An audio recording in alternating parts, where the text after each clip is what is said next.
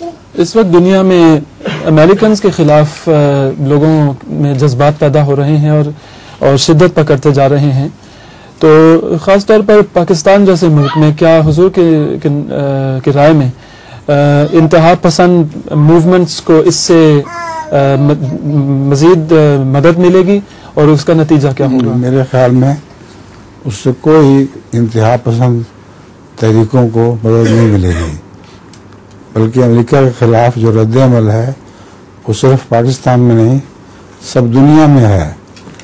یہاں تک کہ انڈونیشیا میں ملینز نے احتجاج کیا ہے، اور دور کیوں جائیں، خود امریکہ میں بڑی کثرت کے ساتھ اینٹی امریکن ریلیز ہو رہی ہیں جو عراق کے حق میں اور امریکہ اور بش کے خلاف ہیں. بش کو وہ بڑا شیطان قرار دیتے ہیں.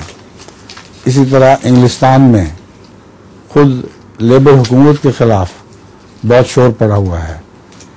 تو بددعا تو دیتے ہیں ہم یہ، لیکن ساتھ رحم بھی آتا ہے ان لوگوں پر جو ان کے ہم وطن ہونے کے باوجود ظلم کے خلاف احتجاج میں ہمارے ساتھ شامل ہیں. اللہ ان کو محفوظ رکھے. آج کل ایک نئی شرارت یہ کر رہے ہیں کہ ترکی اپنا وزیر خارجہ بھجوا رہے ہیں. وہ اس سے گفت و شنید کے لیے کہ وہ امریکہ کو ترکی کے اڈوں سے میں فوجیں اتار کر وہاں سے بغداد پر حملے کی اجازت دے دیں. یہ بہت بڑی سازش ہے. اگر یہ ہو جائے تو خود ترکی میں بھی بڑے فسادات پھیل جائیں گی، کیونکہ وہاں کی حکومت اگرچہ سیکولر ہے مگر لوگ مسلمان ہیں اور ان کو سخت ہمدردی ہے عراق سے.